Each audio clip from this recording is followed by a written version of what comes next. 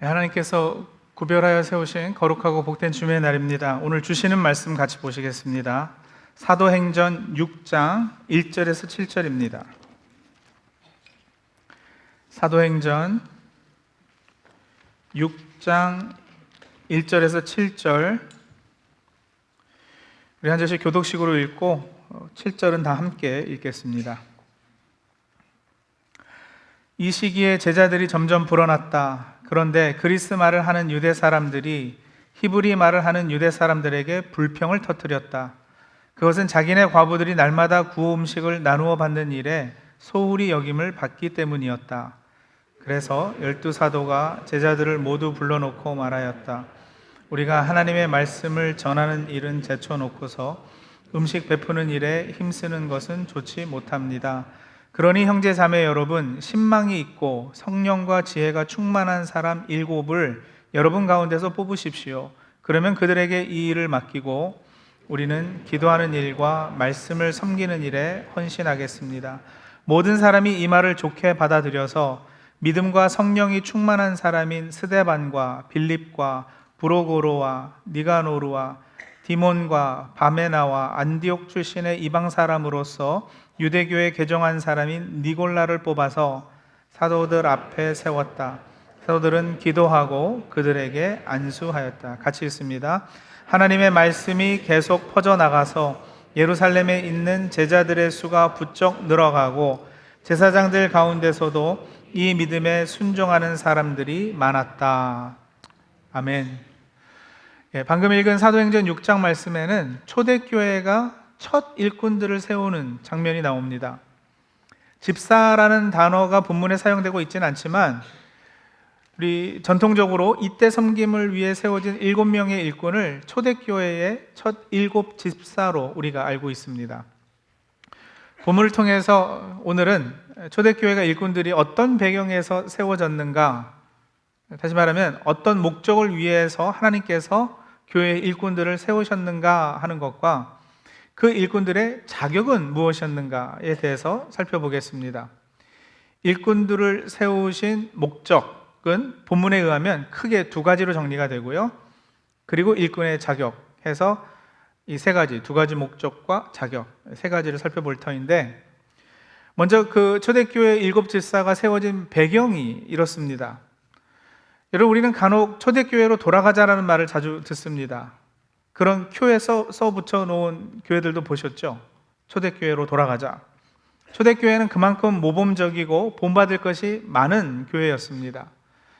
사도행전 2장에 보시면 초대교회는 성령과 은혜가 충만한 교회였어요. 사도들의 말씀 선포에 능력이 있었고, 그래서 표적과 기사가 많이 나타났습니다.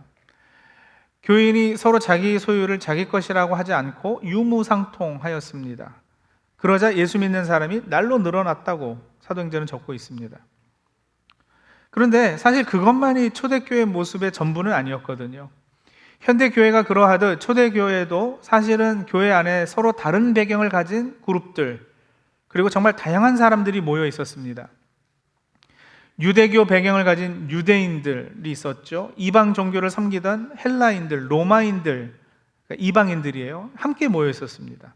남성뿐 아니라 여성도 매우 활발하게 활동했고요. 그 사회에서 가장 낮은 계층인 노예, 그리고 자유인이 차별 없이 신앙생활을 했습니다. 가난한 자와 부자도 한 교회에 모여서 신앙생활을 했습니다. 당시 사회에서 이런 일은 보기 드문 일인데 교회에서는 이런 일들이 가능했단 말이죠. 그러나 그러다 보니까 끼리끼리 모이고 파가 나누기도 한 거예요. 서로 시기하고 질투함이 있었고, 뒤에서 수군거리고, 리더십에 불만을 가지고 투덜거리고 반항도 했고, 바울의 서신서들만 보더라도 크게는 교리 문제로 다투었고요, 적게는 무엇을 먹느냐 마느냐 하는 비본질적인 문제들까지 초대교회도 문제투성이었습니다. 여러분, 예수 믿으면 우리가 다 이렇게 천사와 같이 된다라는 착각이 없지 않아요. 그래서 교회는 문제도 없어야지 되는 아주 이상적인 생각을 하고 계신 분들이 있는데, 그러면 이런 교회의 본 모습에 실망이 크실 거예요. 실망하셨다면 죄송합니다만 바로 말씀을 드리죠. 교회는 여러분 그렇게 이상적인 곳이지만은 않습니다. 왜냐하면 무엇보다 교회는 죄인들이 모인 곳이잖아요. 나는 죄인임이 확실합니다. 나는 부족하고 연약합니다. 이걸 고백하는 사람들이 모인 곳이 교회입니다. 세상 모든 사람이 다 그러합니다만 교회가 세상과 다른 점은 바로 그 부분을 인정하고 고백하고, 그래서 나 자신에게는 소망이 없기에 예수님을 주님으로 모시고 사는 사람들이 모여서 공동체를 이루었다는 그 사실이 다를 뿐입니다. 그런 부족한 사람들을 은혜 가운데 불러주시고 주님의 몸된 교회 일원으로 세워주신 겁니다. 예수를 믿고 성령을 받았다 하더라도 하루아침에 사람이 그리스도의 장성한 분량의 성숙함을 이룰 수 있는 것은 아닙니다. 우리는 모두 여전히 그 성숙함을 이루는 과정 가운데 있는 것이지 완성에 도달한 사람들이 아닙니다. 그 점을 우리는 염두에 두고 서로에게도 좀 너그러워질 필요가 있어요. 자, 근데 오늘 본문의 초대교회도 마찬가지였다는 거예요. 당시 교회가 양적으로 크게 부흥하고 있었습니다. 그러면서 말씀드린 대로 이 부족한 사람들이 모였으니 당연히 문제가 생기지 않겠습니까? 서로 불평과 원망이 있었고 다른 그룹들 간에 갈등이 있었습니다. 특히 오늘 본문의 배경이 되는 일은 교회 안에 같은 유대인이었어도 두 개의 다른 유대인 그룹이 있었거든요. 하나가 헬라파 유대인들이었고 다른 하나가 히브리파 유대인들이었습니다. 히브리파 유대인들은 계속해서 예루살렘에 살던 사람들이라 이렇게 보시면 되겠고요. 헬라파 유대인들은 유대인이지만 외국에 나가서 해외에 나가 살던 소위 디오스포라들인데 이제 다시 고국으로 돌아와서 살고 싶어서 역이민한 케이스들이라 이렇게 보시면 될 것 같아요. 히브리파는 주로 히브리어나 그 지역 방언인 아람어를 사용했고 헬라파는 주로 헬라어, 그리스어를 사용했던, 그래서 우리 이민교회를 빗대어 이해하자면 히브리파는 한국어를 주로 사용하는 이민 1세대, 헬라파 유대인은 영어를 사용하는 우리 2세들로 이렇게 보시면 비슷할 것 같습니다. 혹은 히브리파는 더 오래된 개척 멤버나 기존 교인이고 헬라파는 온 지 얼마 되지 않은 새가족이라 이렇게 보셔도 괜찮을 것 같아요. 하여간 언어도 약간씩 다르고 문화도 약간씩 달랐던 거예요. 그래서 우리 한인교회들도 보면 KM과 EM의 갈등이 꽤 심한 것들이 많지 않습니까? 꼭 그런 경우예요. 자, 그런데 이 두 그룹에 각각 남편이 죽고 과부가 된 여인들이 있었습니다. 이들은 교회에서 이렇게 생계의 도움을 받아야 하는 처지였던 거예요. 교회가 이들에게 구제를 베푸는데 히브리파 과부들은 구제 명단에 다 들어가 있는데 헬라파 과부 중에는 그 명단에 빠진 사람들이 있었어요. 팔이 안으로 굽는다고 일단 기득권을 가지고 있는 히브리파가 구제 사역을 하면서 자기들 과부들을 이렇게 더 잘 챙긴 거죠. 뭐 편애까지는 몰라도 더 이렇게 세밀하게 살폈던 거예요. 자, 그러니 어떤 일이 생기겠어요? 헬라파에서 불평과 원망이 생기죠. 네. 자, 이런 이슈가 생기자 12사도가 제자들을 불러 모은 겁니다. 그러고는 이렇게 말을 해요. 2절에서 4절이 그 말씀이에요. 우리가 하나님의 말씀을 전하는 일은 제쳐놓고서 음식 베푸는 일에 힘쓰는 것은 좋지 못합니다. 그러니 형제자매 여러분, 신망이 있고 성령과 지혜가 충만한 사람 7을 여러분 가운데서 뽑으십시오. 그러면 그들에게 이 일을 맡기고 우리는 기도하는 일과 말씀을 섬기는 일에 헌신하겠습니다. 초대교회가 집사를 세우게 된 배경이 바로 이겁니다. 자, 그러니까 정리해 볼까요? 초대교회가 그러니까 일꾼들을 세운 이유, 목적이 뭘까요? 일꾼들이 세워진 목적, 제가 두 가지가 있다고 말씀을 드렸죠. 첫 번째는 말씀 사역을 위해 부르신 거예요. 2절을 다시 볼까요? 사도들이 제자를 불러서 뭐라고 하느냐면 우리가 하나님의 말씀을 전하는 일을 어떻게 해요? 제쳐놓고서 음식 베푸는 일. 여기서 음식 베푸는 일은 여러분 가지고 계신 성경의 각 줄을 아래 보시면 재정을 출납하는 이라고 되어 있거든요. 이 단어가 사실 두 가지 의미를 다 가지고 있어요. 구제하는, 음식을 베푸는, 그리고 재정 일을 맡아보는. 근데 그런 일을 하느라고 말씀 전하는 것에 소홀히 했지만 이건 안 되겠다라는 거죠. 왜냐하면 사도들이 누구예요? 예수님과 함께 먹고 자고 여행하며 사역해 왔던 사람들이잖아요. 예수님의 말씀을 직접 들었던 사람들이에요. 예수님께서 하신 그 기적과 행하신 여러 가지 일들을 직접 목격한 사람들이에요. 그래서 이들에게는 그 말씀과 예수님의 성품과 행적에 관해 다른 이들에게 전해줄 책임이 있었습니다. 재정일을 맡아보고 음식을 나눠주는, 그래서 사람을 구제하는 일이 뭐 잘못되거나 나쁜 일이 아니죠. 그러나 사도들에게는 더 우선되는 일이 있었다라는 거예요. 그래서 일꾼을 세워서 그런 일들, 재정 맡아보는 거, 과부를 돕는 구제사역, 이런 걸 맡아보게 했던 거예요. 단순히 교회 행정이 잘 돌아가게 한 것이 아니고, 여러분, 그렇게 해서 사도들이 말씀 연구에 더 많은 시간을 사용하고 복음 전파를 더 효율적으로 하기 위함이었습니다. 그래서 4절에 보시면 그 일을 맡김으로써 자기들은 기도하는 일과 말씀을 섬기는 일에 더 헌신하게 되는 거죠. 자, 그래서 교회가 일꾼을 세우는 제일 우선된 목적이 뭐냐? 제가 우리 그 일꾼들 교육할 때, 거실반 교회론 공부할 때 꼭 드리는 말씀이에요. 이미 들으신 분들도 계시겠지만 그만큼 중요하고 교회 일꾼들이 늘 숙지하고 계셔야 하는 부분이기에 다시 말씀드립니다만, 교회 여러 소위 직분자들, 일꾼들, 우리 찬양교회로 말하자면 당의 우리 장로님들, 오늘 세워지는 임명받으시는 일터직위들, 그리고 사역박람회를 통해서 세워지는 여러 봉사자들, 다 뭐 하시는 분들이시냐? 말씀 사역을 위해 부름과 세움을 받으신 겁니다. 아니, 목사님, 본문의 7명은 재정일을 맡지 않았습니까? 구제사역, 음식 베푸는 일 했잖아요. 예, 그래요. 그렇지만 그들이 그 사역을 함으로써 사도들이 말씀 사역에 힘쓰게 됐잖아요. 그런 면에서 간접적으로 그들은 사도들의 말씀 사역과 기도하는 일을 돕는 거예요.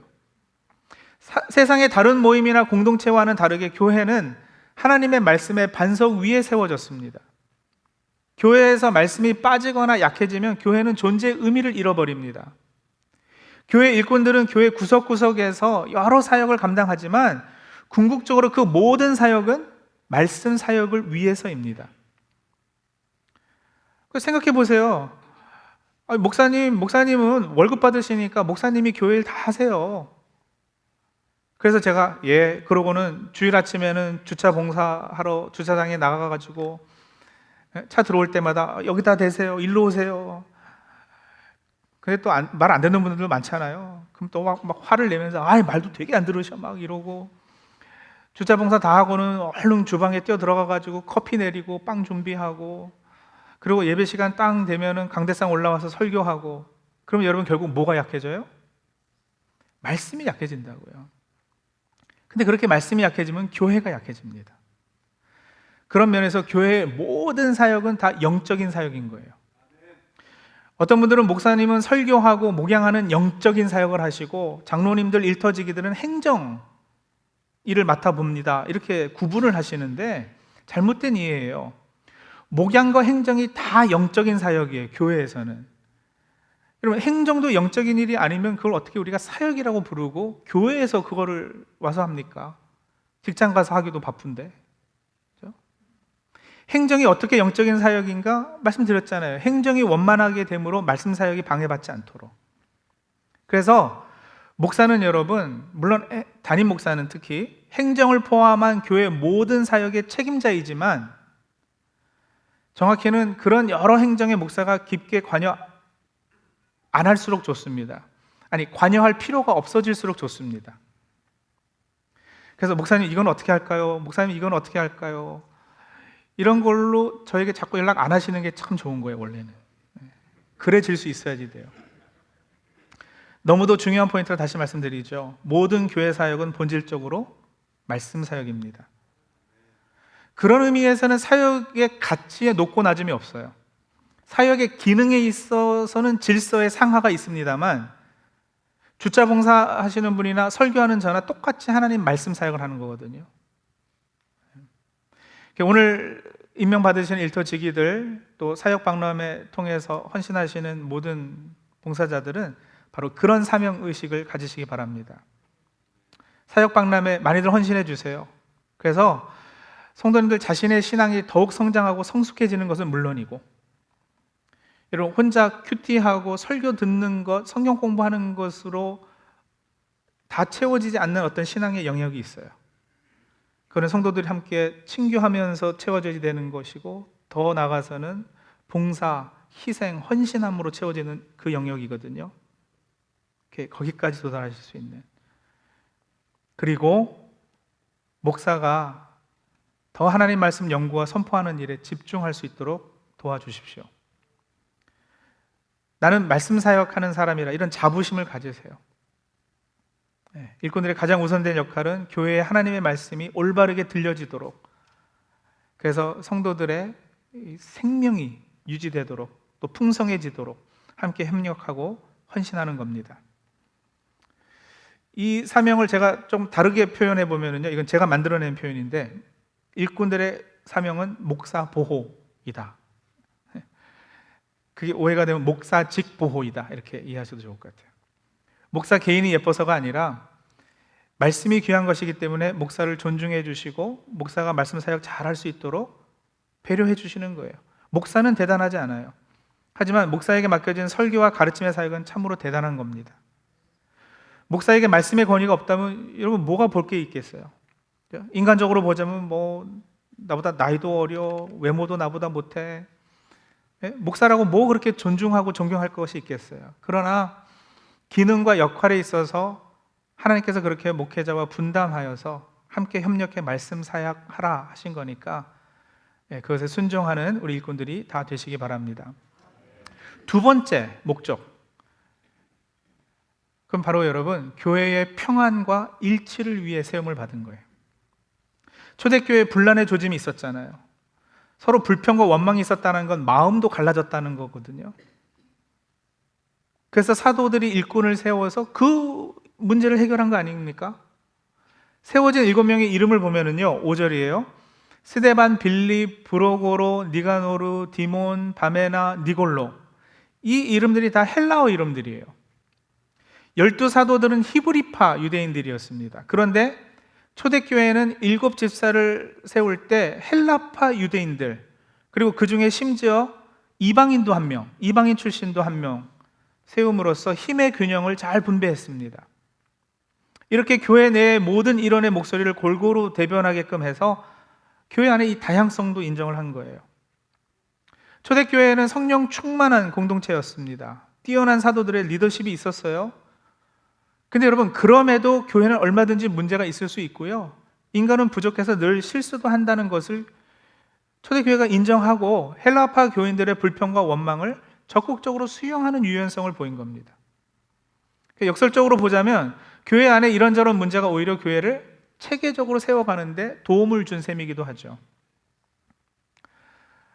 교회는 문제가 없는 곳이 아니라 늘 문제가 끊이지 않아요. 하지만 그 문제를 세상의 방식이 아니라 신앙적으로 해결하는 곳입니다. 조금 이따 일꾼의 자격을 말하면서 더 설명하겠지만, 성령 충만이라는 것은 문제가 없도록 하는, 문제가 없이 만드는 능력이 아니라 문제 해결 능력을 말하는 거거든요. 성령 충만하면 문제가 없다? 문제가 생기지 않는다? 아니요, 그렇지 않아요. 여전히 이런저런 문제는 많이 생겨나겠지만 그 문제 해결을 하나님이 주시는 지혜로, 하나님 방식으로, 신앙적인 방식으로 하는 거예요. 초대교회 집사들을 왜 세웠는가? 여러분, 교회의 일꾼들은 왜 세우는가? 일단 겉으로만 보자면 구제 일을 맡기려고요, 재정 일을 맡아보도록, 행정을 하도록, 그래서 사도들이 말씀 사역에 집중할 수 있도록 첫 번째 목적이었죠. 그리고 그와 더불어서 두 번째, 일꾼을 세우는 또 다른 목적은 바로 교회의 평안과 일치, 하나됨을 위해서입니다. 오늘 세워지는 일꾼 여러분들도 꼭 기억하실 수 있기를 바랍니다. 장로님들, 일터 직위들, 각 일터에서 봉사하는 여러 봉사자가 꼭 기억하셔야 되는 나를 세우신 중요한 사명 중 하나, 교회의 평안. 교회에 장로님들이 계심으로 교회가 평안하고 조용해야지 돼요. 성도 누가 교회에 불만이 있다? 그러면 장로님들이 가서 해결할 수 있는 것이면 해결하고, 이렇게 그저 들어줘야지 되고 관심 가져줘야 되는 거면 인내심을 품고 들어주셔야지 되고요. 다독거리고 타일러 주셔야지 되고요. 그렇죠, 형제님. 아유, 그래요. 네. 그러면서 누구보다 더 많이 죄송합니다, 미안해요, 이런 말을 많이 하셔야지 돼요. 교회 일터지기들, 일터의 부장님들이 계시므로 교회가 더욱 푸근하고 아늑해져야지 돼요. 주차, 친교, 재정, 행정 다 중요하죠. 그리고 겉으로 보면 그런 일들 하라고 세워드린 것이 맞아요. 그런데 더욱 본질적인 책임과 역할은 교회의 따뜻한 분위기 만들기 위해서예요. 저는 이민교회에서 어려서부터 자라면서 교회 주로 직분자들이 다투고 그래서 교회가 분열하는 모습을 수도 없이 봐왔어요. 이민교회 역사는 분열의 역사라고 그러잖아요. 늘 주위에서 들려오는 소리가 아유, 어느 교회가 문제가 있대더라, 어느 교회가 갈라졌대더라. 전에 한번 말씀 안 드렸나요? 볼트모어에 거의 제일 처음 세워진 교회는 제가 20년 전 떠나기 전까지 34번을 분열을 했다고. 결과적으로는 34개 교회가 생겼으니 잘 된 거라고 할 수도 있지만 그 분열 자체는 하나님의 뜻이 아니거든요. 분리개척을 하든지 파송을 하든지 그게 더 올바른 방법이지. 내면을 들여다보면 다 그만한 이유가 있을 거예요. 근데 결국 여러분, 교회가 이렇게 다투고 서로 마음이 갈라지면은요, 교회 본연의 사명이 뒷전으로 물러날 수밖에 없어요. 선교, 교육, 복음 선포, 봉사, 이런 일들은 교회가 평안하지 않으면, 교회가 연합해서 한마음 되지 않으면 할 수 없는 일들이에요. 그래서요, 여러분, 교회 가장 우선되는 사명이 뭘까요? 뭐라고 답하세요? 교회 가장 우선되는 사명. 어떤 분은 선교라 그래요. 또 누구는 교육이라 그러고요. 근데 여러분 잘 들으십시오. 그렇지 않습니다. 교회의 제일 우선되는 사명은요, 평안이에요. 그래야 말씀 선포가 능력 있게 되고요. 그래야 모두 하느냐? 선교도 해요. 그래야 교육도 해요. LA에서 박사학위 딴 어떤 목사님이 그 조사해서 박사학위 논문에 쓴 글에 보면은 LA 지역의 한인교회에서 주일학교에서 자라서 대학 들어가기 전까지 평균 그 학생들이 평균 교회 분열을 2번 경험한다 그래요. 어려서부터 교회에서 자라서 대학 들어가기 전까지 교회 분열 2번 경험. 그러면 여러분, 교회에서 아무리 교회가 이런 곳이다, 예수님이 이런 분이시다, 하나님이 저런 분이시다 얘기해봐야 아무 소용없어요. 교회가 깨지면서 서로 멱살 잡고 싸우고 욕하고 이런 거 보면 이런 걔네들이 어떻게 신앙을 제대로 가지겠어요? 교육이 안 돼요. 교회가 깨지면 아무것도 못해요. 오늘 세워진 일꾼들은 그래서 무엇보다 교회의 평안을 위해 먼저 희생해 주시고 다른 누구보다 더 많이 참고 인내해 주시고 그렇게 헌신해 주십시오. 그리고 마지막 일꾼의 자격이요. 3절에 나와 있어요. 신망이 있고 성령과 지혜가 충만한 사람 7 여러분 가운데서 뽑으십시오 이랬어요. 신망이 있고 성령과 지혜가 충만한 사람. 5절에 보시면은요, 모든 사람이 이 말을 좋게 받아들여서 믿음과 성령이 충만한 사람인 스데반 이렇게 나오고요. 8절에 내려가면 스데반이 은혜와 능력이 충만해서 라고 했어요. 10절에는 스데반이 지혜와 성령으로 말함으로. 그래서 여러분, 이 구절들에서 겹쳐서 반복되는 단어들이 있죠. 정리하면 성령, 지혜, 믿음, 은혜, 권능 이런 단어들이에요. 이런 단어들이 이 세워진 일꾼들을 묘사하는 단어들입니다. 여러분, 이런 단어들이 무슨 의미일까요? 성령이 충만하다, 지혜가 충만하다, 믿음이 있다, 신망이 있다, 믿을만하다, 그 말 아니겠어요? 무슨 뜻일까? 성령 충만한 사람은 여러분 온갖 기적과 이사를 행하는 사람? 지혜가 충만한 사람, 막 얼굴에서 빛이 나고 그런 사람일까요? 믿음이 충만하면 보통 평범한 사람과는 다른 어떤 능력을 갖추게 되는 걸까요? 그럴 수도 있어요. 그러나 성경이 성령, 지혜, 믿음 이런 단어들로 전하고 싶은 것이 과연 무엇이었는가? 교회 일꾼에게 요구되는 자격은 여러분 딱 하나예요. 조금 전 제가 목사 이야기할 때도 말씀드렸잖아요. 목사는 하나님의 말씀의 권위가 없으면 별 볼 일 없는 사람일 뿐이에요. 교회 일꾼들도 그러하다고요. 하나님의 말씀이 그 사람의 생각과 존재를 지배하고 있어야 됩니다. 교회 일꾼에게 요구되는 것은 뭐냐면 자기 생각과 판단을 근본 삼지 않고 자신을 근본 삼지 않는 거. 하나님의 생각, 하나님의 뜻, 다시 말하면 하나님의 말씀만을 근거와 근본으로 삼는 사람들, 이게 교회 일꾼의 자격이에요. 성령으로 충만하다는 것은 그렇기 때문에 그 사람의 주체가 자신이 아니라 하나님이라는 말이에요. 지혜가 충만하다는 것은 그 사람의 생각이 자기 생각이 아니라 하나님의 생각이라는 말이에요. 권능으로 충만하다는 것은 그 사람의 힘이 자신의 힘이 아니라 하나님께서 허락하신 힘이라는 거예요.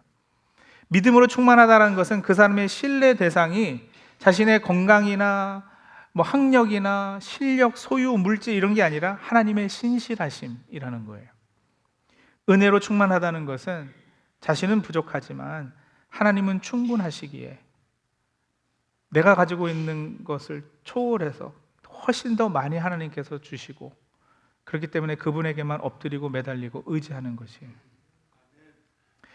사실 교회 모든 직분자만이 아니라 모든 그리스도인은 자신이 주가 아니라 예수님을 주로 모시는 사람들입니다. 그 말은 바로 우리 모두 우리 자신을 근거로 삼지 않고 하나님의 도우심과 은혜와 그분의 섭리를 우리 모든 삶의 근거로 삼는다는 것이죠.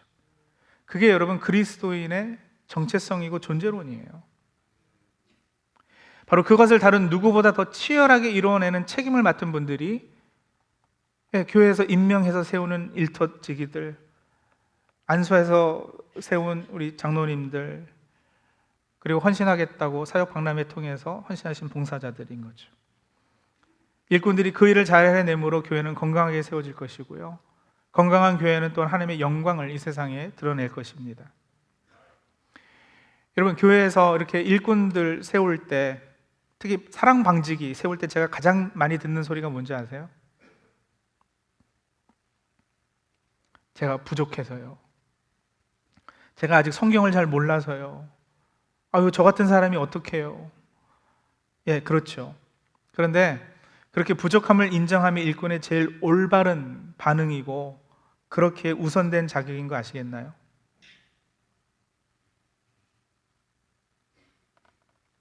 나를 근거 삼지 않고 하나님께서 나를 불러주신 그 부르심에 근거를 둔다면 나는 부족해도 다 채워주시겠다는 거 아니겠어요? 그 믿음으로 가는 거예요. 그래서 여러분, 저는 이렇게 표현을 한번 해볼게요. 뭐가 필요하냐? 거룩한 뻔뻔함이 필요하다. 거룩한 뻔뻔함을 가지십시오. 자격이 돼서 될만해서 내가 성경을 이만큼 아는데 나 같은 사람이 장로 안 되면 누가 해? 하는 사람은 장로 되면 안 됩니다. 그런 분이 되면 교회가 골치 아파져요. 반대로 나는 자격이 없습니다. 나는 어림없습니다. 저는 못해요. 기도도 많이 못하고 아직 본이 되지 않는 모습도 너무 많습니다. 어떻게 감히 저 같은 사람이, 이 고백을 하시는 분이라면, 그 갈등과 고민을 하시는 분들이시라면 됩니다. 하십시오. 그런 분들은 뻔뻔해지십시오. 어떤 목사님이 설교 중에 그런 말씀하셨어요. 병원은 아픈 사람이 대접받는 곳이라고. 그래서 많이 아프면 아플수록 최고 대접을 받는다고. 아파 죽겠는데 나 같은 사람이 병원 가면 남들이 얼마나 욕할까? 그렇게 생각하지 않아요. 마찬가지로 죄인이기에 죄인임을 알고 고백하고 그래서 예수 믿고 세례받아서 교회 지체가 되었잖아요. 그러나 여전히 부족하고 연약하기에 하나님의 일꾼이라는 타이틀에 너무도 부담이 돼서 자격이 되지 않아서 내 능력과 실력과 판단과 짧은 소견과 생각으로는 일할 수 없습니다. 그러지 못합니다. 하나님 도와주세요 라고 엎드릴 수 있는 사람, 그런 사람을 세워주시는 거예요.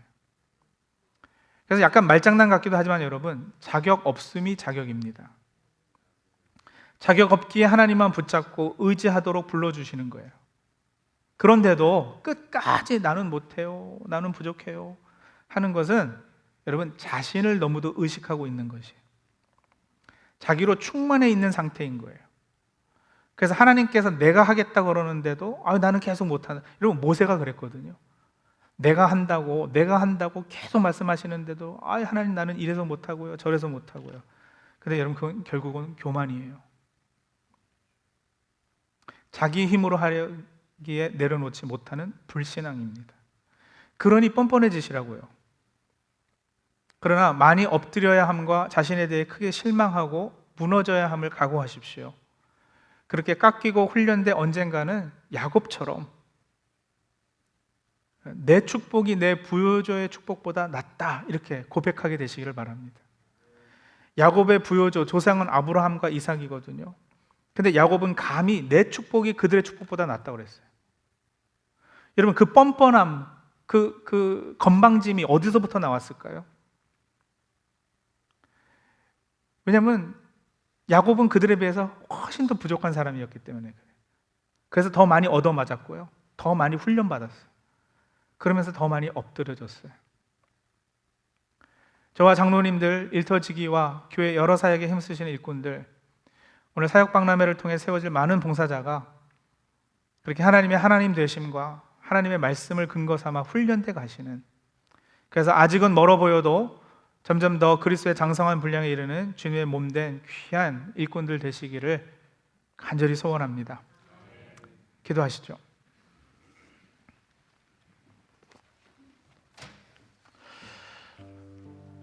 오늘은 우선은 자신을 위한 기도예요.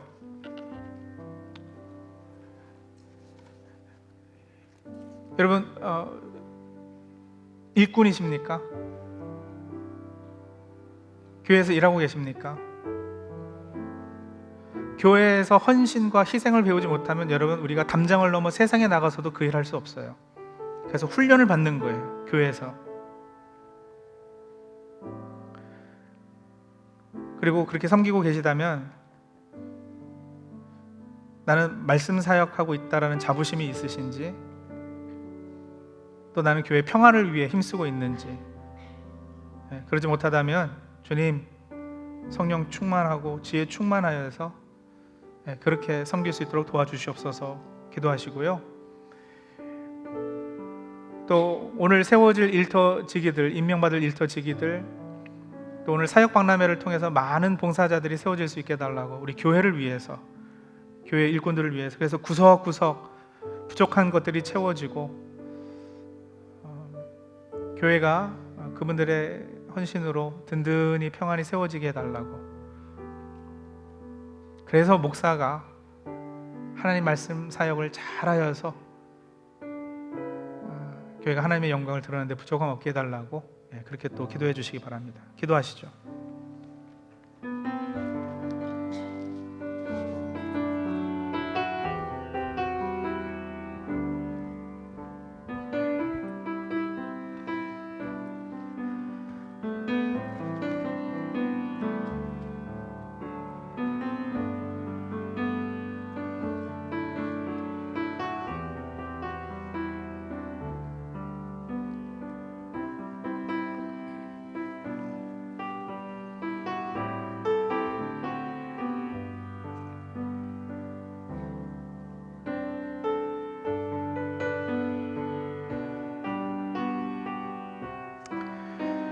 하나님, 부족한 사람들을 세워주시니 감사합니다.